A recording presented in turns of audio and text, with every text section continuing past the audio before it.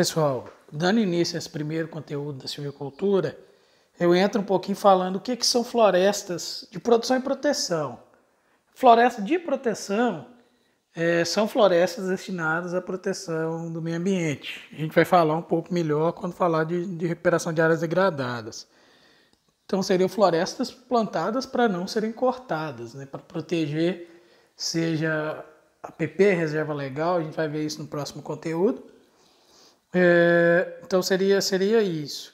Então, e de produção são aquelas destinadas à atividade econômica. Então são florestas que rendem dinheiro, que a gente discutiu naquele gráfico errôneo da Embrapa Território, que na verdade grande parte do que eles consideraram proteção, na verdade é produção, porque a gente vai discutir isso em APP Reserva Legal. As nossas áreas de preservação permanente, que são margens de rio, elas são de proteção integral, mas as reservas legais, que são 20% na nossa região e 80% da propriedade na Amazônia, elas são passíveis de manejo florestal. Então eu consigo retirar a renda dali sem problema algum. E pensando no setor florestal de produção brasileiro, ele tem uma contribuição muito grande na economia nacional e é o principal suprimento de madeira para as cadeias produtivas. 6 milhões de hectares de eucalipto e pinos plantados por ano. É a 7ª posição em reflorestamento do mundo.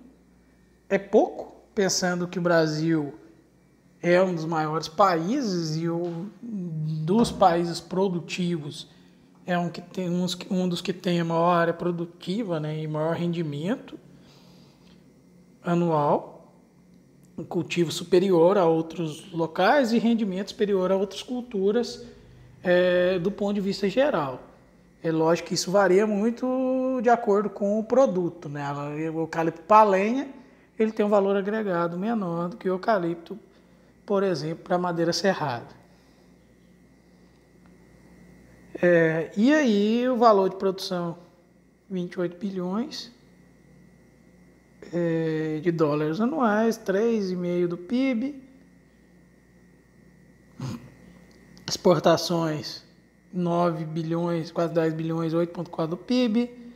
Tem 14% de superávit e gera 6,7 milhões de empregos diretos e indiretos. Sendo que para exportação, papel e celulose tem quase 50% do valor. Por quê, pessoal? Outro material, outro produto muito produzido seria carvão para siderurgia. Só que o carvão ele é interno, ele não é exportado. Ele é de 1 a 3% exportado somente e ele é quase todo usado na indústria interna para converter o ferro em aço e exportar o aço. Então ele não entra como produto de exportação, ele entra como produto interno. Já a celulose, eles preferem produzir a celulose e exportar a fibra de celulose. Por quê? Por causa da agregação de valor.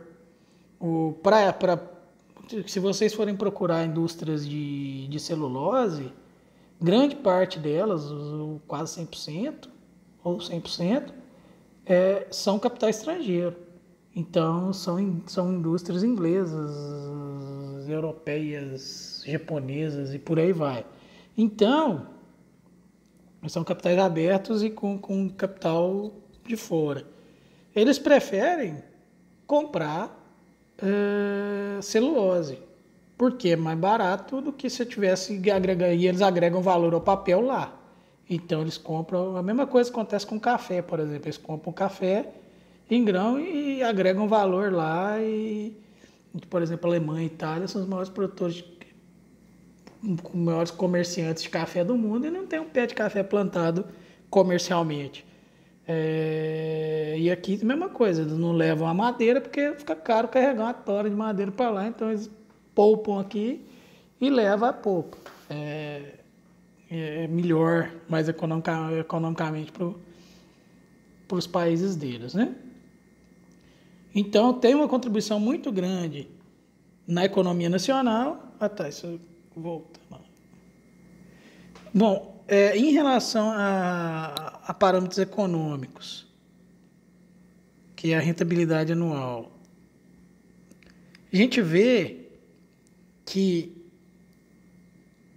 a taxa interna de retorno de uma floresta é em torno de 10%.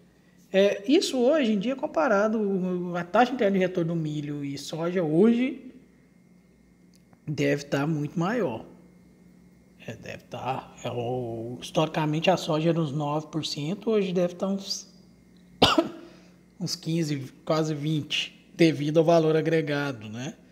Devido ao aumento do dólar e tudo mais. Então, isso aqui também está, até do eucalipto deve ter subido, eu não sei como é que está o mercado depois que veio a pandemia e veio esses aumentos. Eu não sei nem quanto que está o valor da madeira, tem que procurar certinho. Mas, historicamente, a taxa interna de retorno do eucalipto para energia foi igual a superior um pouco das outras culturas. Já chegou em 2008, no auge, antes da crise, teve uma crise de mercado, chegou a 25% a taxa interna de retorno de eucalipto para energia. Depois isso é aquele negócio, né? Subiu demais, está dando muito lucro, todo mundo planta, depois o preço da commodity cai. Foi mais ou menos isso que aconteceu. Bom, diferença de silvicultura e manejo. Silvicultura é constituída pela teoria e pela prática, visando estabelecimento, composição e crescimento de povoamentos florestais com a finalidade de gerar produtos com melhor qualidade e quantidade mínima, qualidade e quantidade mínima requeridos pelo mercado. O manejo florestal é a organização e gerenciamento desse povoamento, descrição, análise e para suporte de tomada de decisão. Então, seria as avaliações de crescimento de acordo com o espaçamento, utilizando assessoramento remoto e outras técnicas de predição para prever quando tomar a decisão de, por exemplo, fazer um desbaste. Desbaste seria corte de parte do povoamento. Isso para quê? Para liberar nutrientes, liberar espaço, liberar luz e nutrientes para diminuir a competição, né? Bom, e quais são os fatores de produção florestal para florestas plantadas? O primeiro deles, fatores climáticos, radiação solar, temperatura e precipitação. Aqui, em geral, a gente consegue melhorar a questão de água. Então, não, na verdade, a gente consegue, aqui a gente não consegue melhorar nada. Na verdade, a gente consegue melhorar a quantidade de água via fatores humanos. Então, essa precipitação a gente controla com a irrigação, né? A gente controla o clima, mas pode-se fazer irrigação e algumas espécies florestais são irrigadas. Por exemplo, a seringueira, em diversas regiões que não chove no inverno, são irrigadas. O mogno africano também vem sendo irrigado. Por quê? Porque aumenta o crescimento e a madeira de valor agregado, são produtos de valor agregado alto. Fatores edáficos e fisiográficos, crescimento de raízes, suprimento de água, nutriente e oxigênio. Então aqui a gente pode mudar, né? Suprimento de água e suprimento de nutrientes, com estudo de nutrição de espécies em campo, por exemplo. Fatores bióticos, depois eu vou no IF e mostrar a diferença de crescimento de uma espécie florestal chamada Acrocarpus que eu estou trabalhando em diferentes doses de fósforo. A resposta é bem grande, assim. Foi plantado no começo do ano, então em meio ano. Fatores bióticos, potencial genético, competição vegetativa, pragas e doenças. Isso aqui tudo pode ser controlado, né? Eu posso melhorar geneticamente as espécies, seleção, controle dessa competição, mato e até a própria planta, e pragas e doenças sendo controladas. Quando eu mexo os pauzinhos nos pontos certos, eu aumento essa produtividade anual. Então, o mexer os pauzinhos no tempo certo são técnicas de manejo. Então, são técnicas de manejo que eu vou melhorar a produtividade potencial do meu plantio. Além disso, para a seleção de espécies no povoamento, eu viso sempre o objetivo final. Então, para que selecionar espécies para o povoamento? O que eu estou visando? Então, eu tenho que definir o que eu estou visando, no caso, geralmente, retorno econômico, produtividade final. Mas não só a produtividade final, é de acordo com a demanda. Por exemplo, não adianta nada eu colocar uma árvore que cresça muito, mas a densidade é baixa.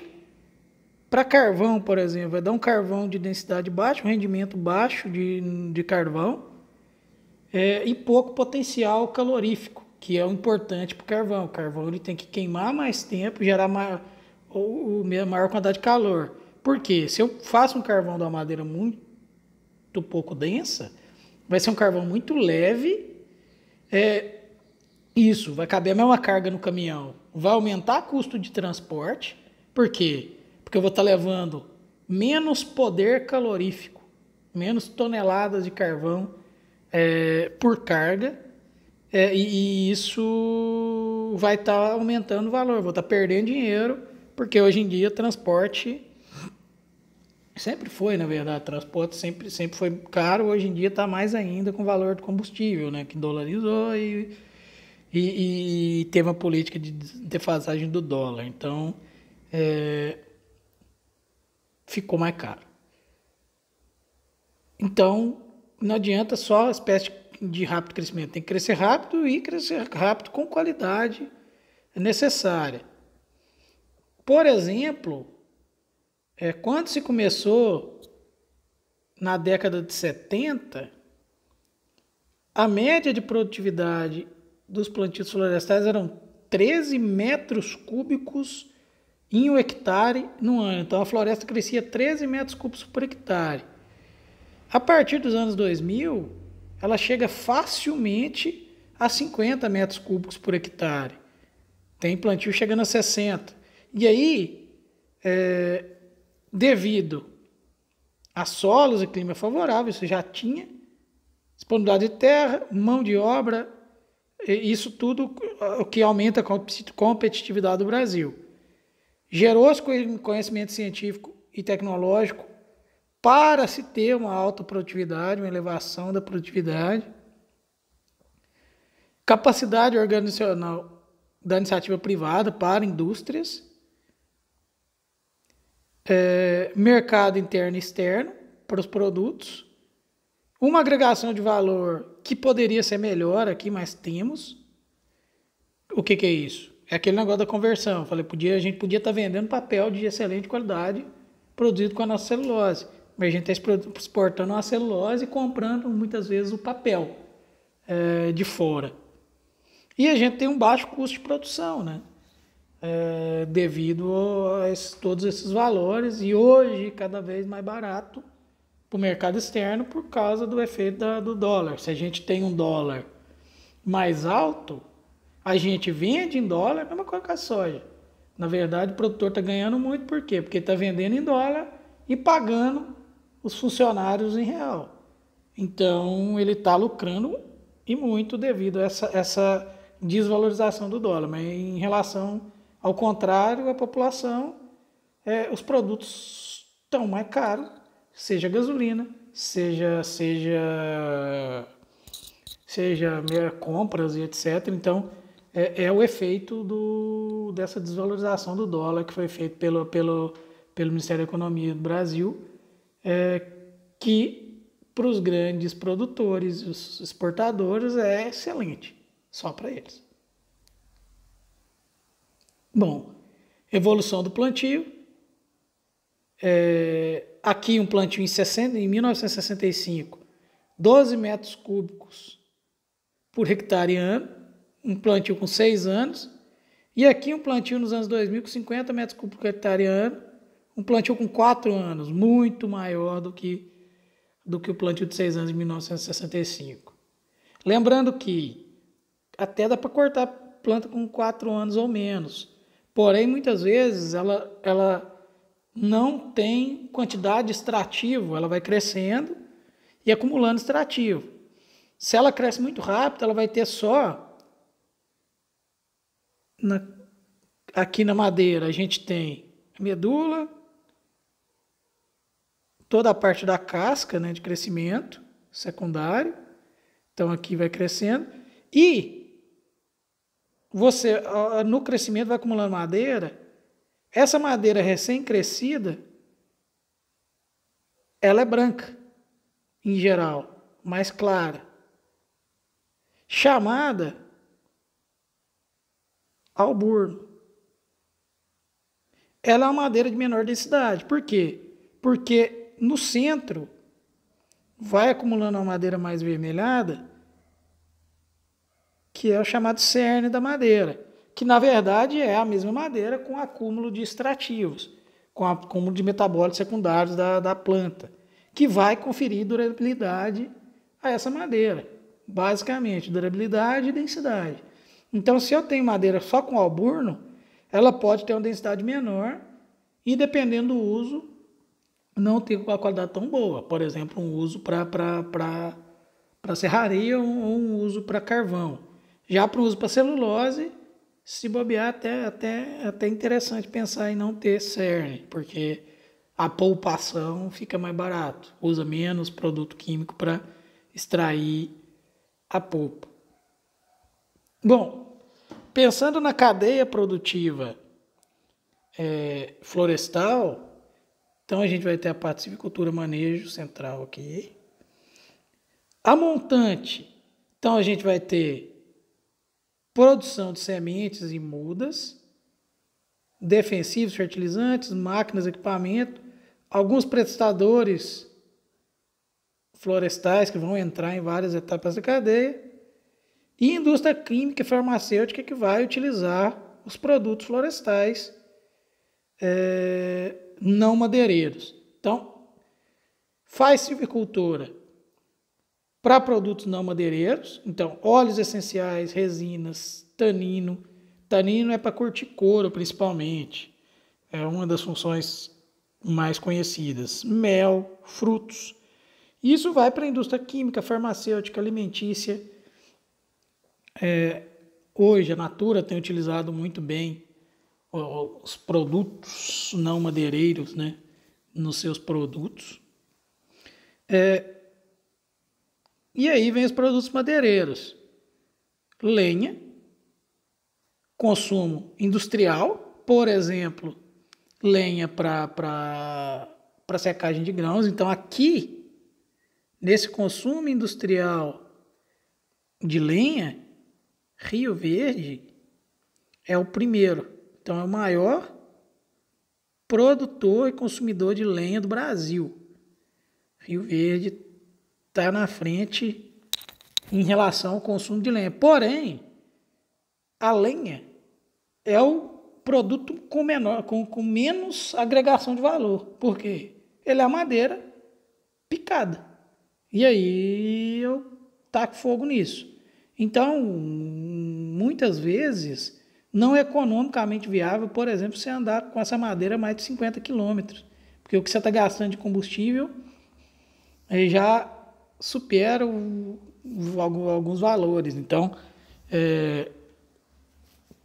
Por exemplo, estava se planejando, não sei nem o que virou, montar a termoelétrica em Jataí. Ia se montar aí, na dúvida, entre montar uma, então, deixa eu fazer desenho aqui. Na dúvida, entre montar uma única termoelétrica,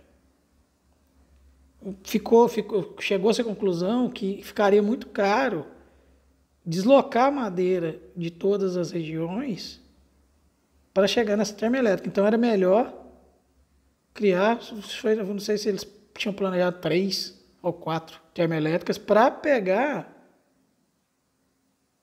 madeira das regiões específicas. Então, diminuía o custo de transporte e diminuía o custo da produção para eles. Final. O custo da execução da obra ia ficar um pouco mais alto, mas o custo operacional depois ia ficar bem mais em conta. Bom, consumo doméstico.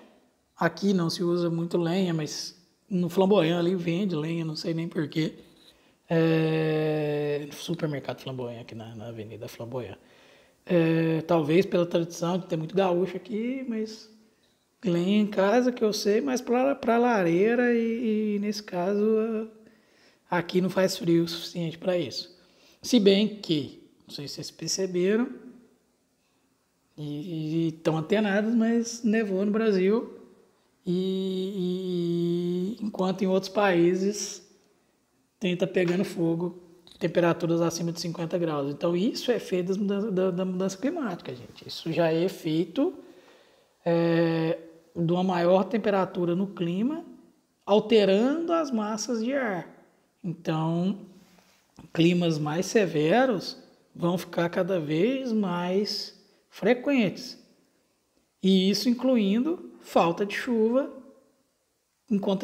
somando a isso o desmatamento da Amazônia, que vai piorar ainda mais esse problema. Então, esse ano, com certeza, vai ter racionamento de água. Centro-Oeste e Sudeste, por exemplo. Então, os níveis dos lagos, a gente já está pagando bandeira vermelha 2 na energia, porque o nível dos lagos de abastecimento para energia elétrica, hidroelétrica, tão baixo e não estão dando conta, porque não está chovendo o suficiente. Então, temos um problema muito sério e vai ficar cada vez pior se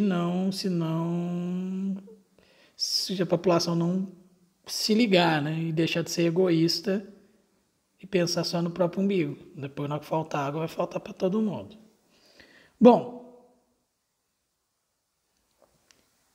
outro grande filão de mercado, ou o primeiro grande filão de mercado, é a madeira carvão vegetal.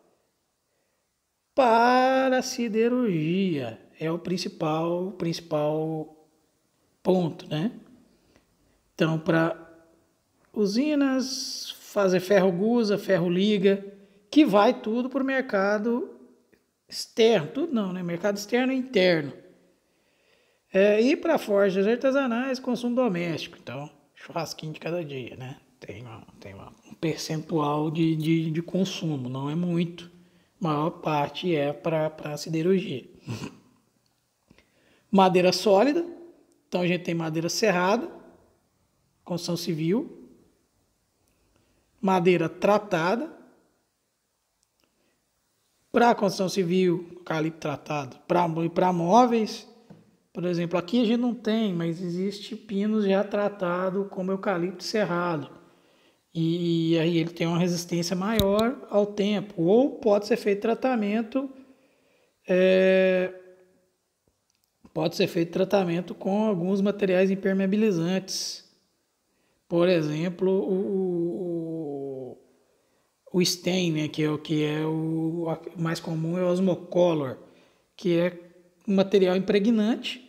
Aqui, em termos de tratamento de madeira, depois eu vou falar um pouco, mas existem os impregnantes e os de cobertura, né? Os impregnantes são aqueles que a madeira vai absorver, vai chupar aquele material, E ele tem fungicida e vai evitar a incidência de fungos.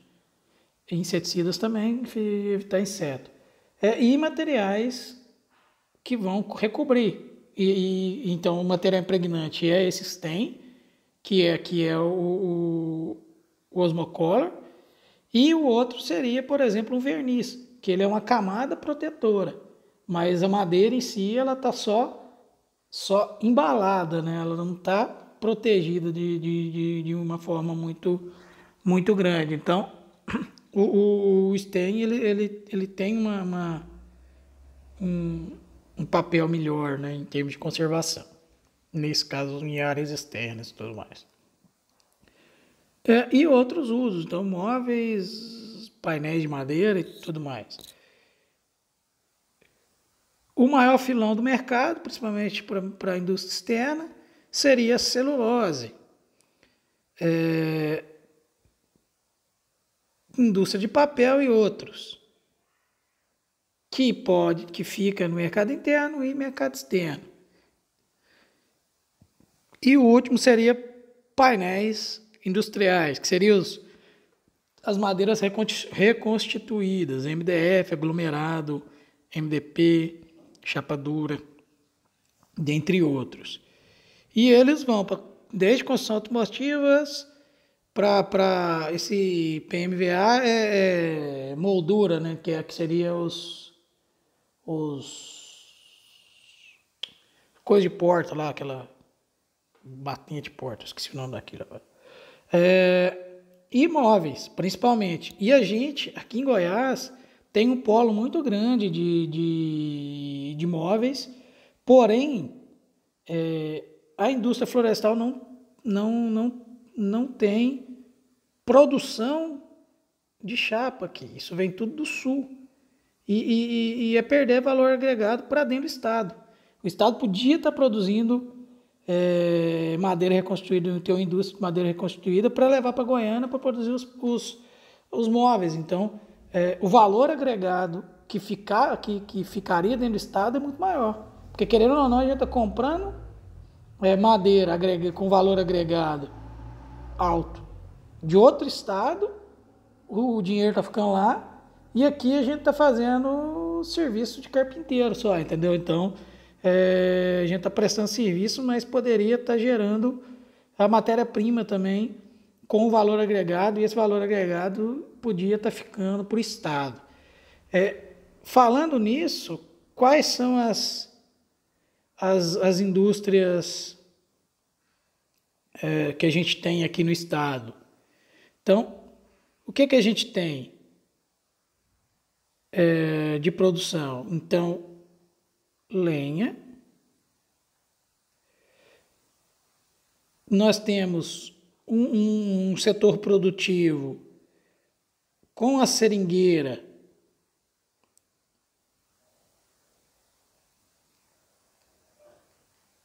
muito grande no centro norte do estado. E fora isso, tem-se entrado madeira para serraria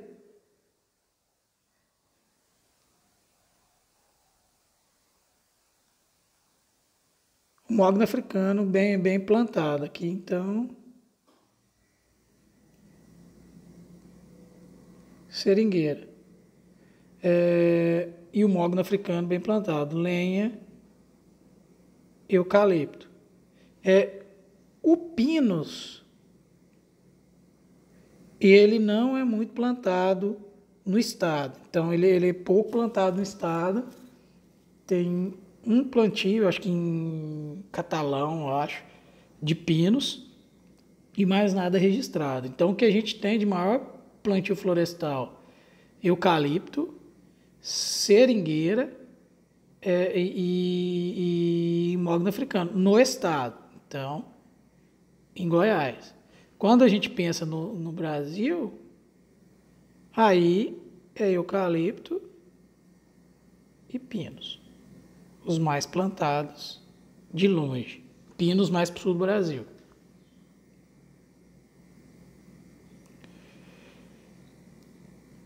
Então, seguir rapidamente, o setor, então, madeira sólida, celulose, carvão, painel e lenha,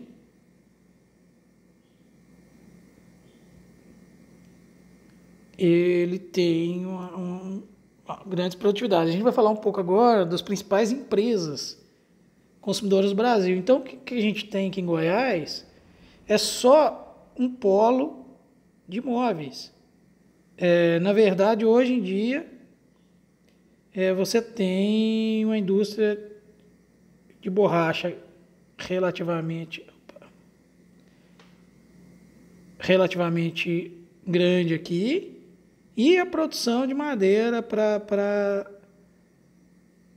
lenha também, principalmente na região mais produtora de grãos do estado.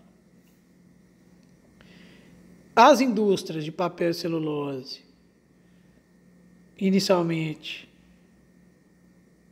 São Paulo, sul da Bahia, hoje pipocando aqui, e o futuro delas para cá, depois que aqui tiver saturado, né, o mercado. Indústria siderúrgica, a gente vê em Minas, muita coisa, então em Minas e Rio de Janeiro, Espírito Santo, mais próximo aos portos, mas Minas Gerais é um polo muito grande, por quê? Essa região de Minas, Cerrado, altamente produtiva, com preço baixo, produz carvão. Essa região do quadrilátero ferrífero produz minério de ferro. Então, junta-se tudo isso no centro para diminuir custo de produção. Indústria de móveis, indústria de pallets, mais no sul do Brasil, compensados, madeira tratada, tudo mais para baixo, onde eles mandam isso.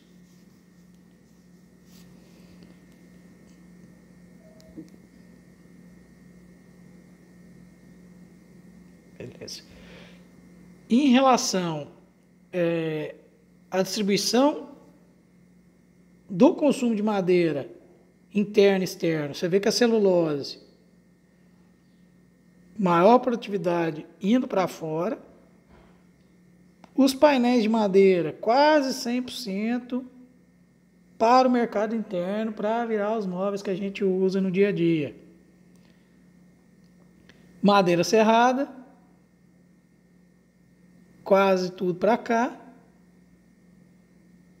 O que vai para exportação seria madeira de floresta tropical. Compensado, quase meio a meio. Carvão vegetal, quase 100% consumo interno. Siderurgia.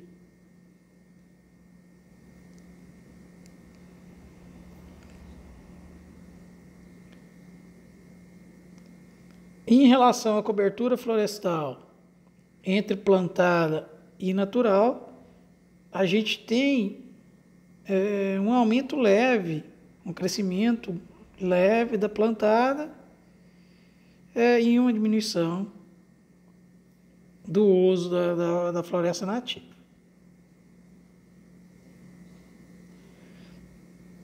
Que a gente já viu esse gráfico, né, que o Brasil ele tem um potencial produtivo muito alto comparado a outros países com ciclos de produção bem menores, tanto para eucalipto quanto para pinos. Então o Brasil ele tem um ciclo muito mais rápido, produtivo.